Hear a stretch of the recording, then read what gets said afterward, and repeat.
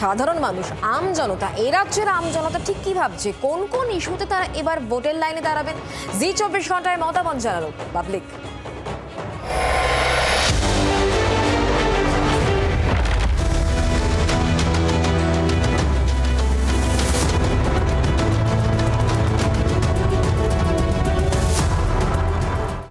তৃণমূল অবশ্যই করছে, সব সময় জন্যই করছে না কেন?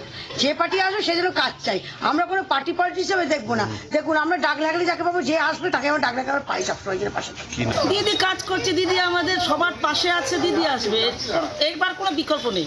দিদি ছাড়া আমরা কিছু কাউকে চিনি না। আমাদের বিধায়ক অসিত মহিন্দর যে হারে মানুষের সঙ্গে 365 দিন থাকে, মানুষের অভাব অভিযোগ শোনেন। যখন ভোট আসে বা নেতা মন্ত্রী আসে তখন একটু টুকটাক পরিষ্কার হয়, ব্যাস।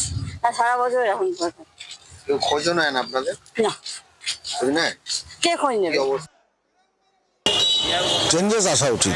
আমার হিসাব বলে 5 বছর পরেই চেঞ্জেস আসা উচিত। যে সময়ের ভিতর দিয়ে যাচ্ছি না, খুব শ্বাস বন্ধ হয়ে যাচ্ছে, অস্থির হয়ে যাচ্ছি।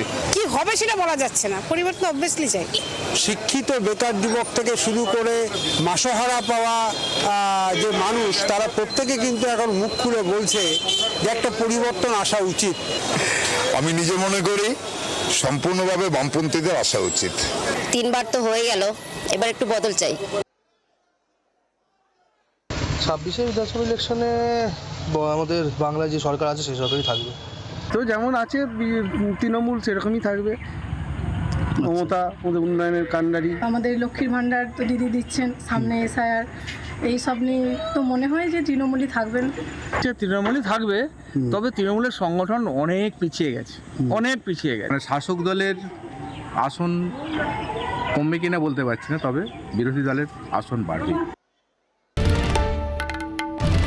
বাংলার আওয়াজ, বাঙালির আবেগ, জি 24 ঘন্টা।